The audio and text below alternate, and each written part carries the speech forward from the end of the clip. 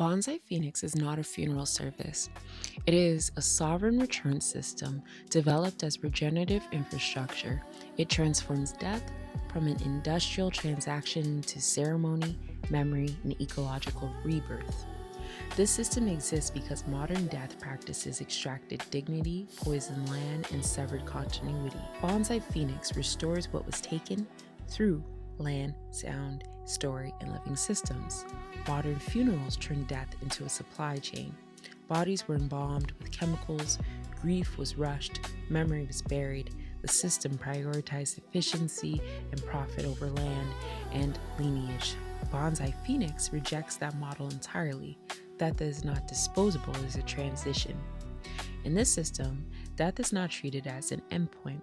It is a return to land, to sound, to lineage. Bodies re-enter ecosystems through regenerative vessels. Memory remains active through archive and trust.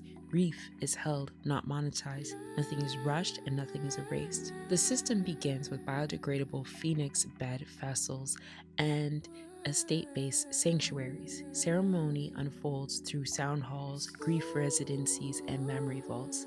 Legacy continues through posthumous trust licensing, voice and avatar archives, and intergenerational stewardship. The outcome is not a grave. It is a living grove, an active archive, and a protected lineage.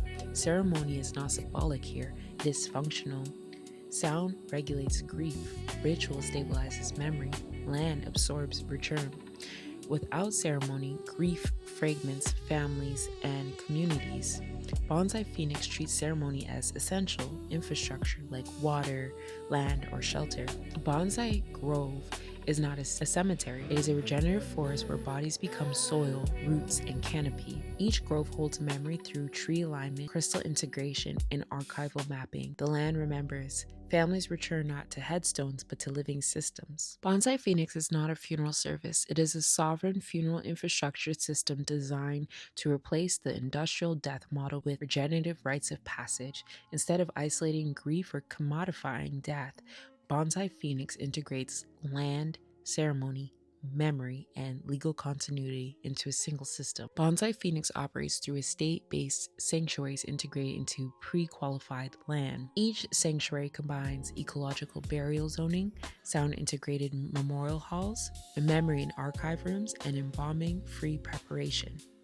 Historically, burial was not free because land was not free. Under feudal systems in Europe and later exported through colonial law, all land was ultimately owned by a lord, the crown, or the church.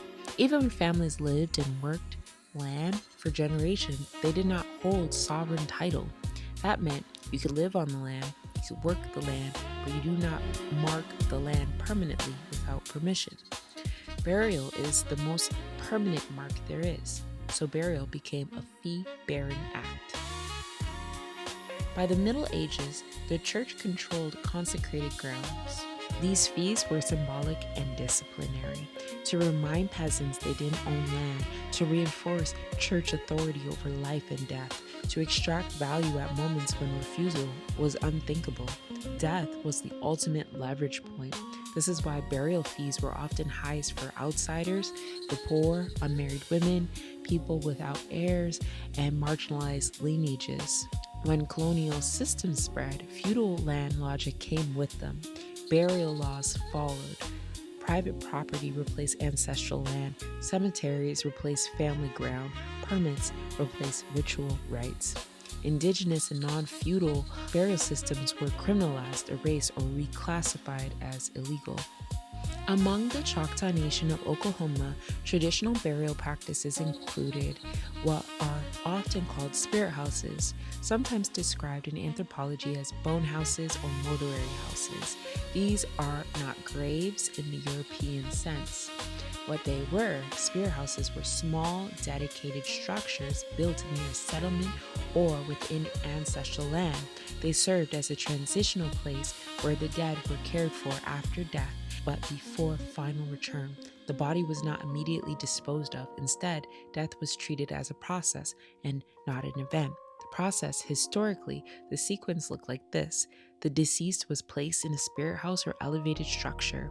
The community observed a period of watching, tending, and ritual care. Over time, as the body returned naturally, bones were later gathered.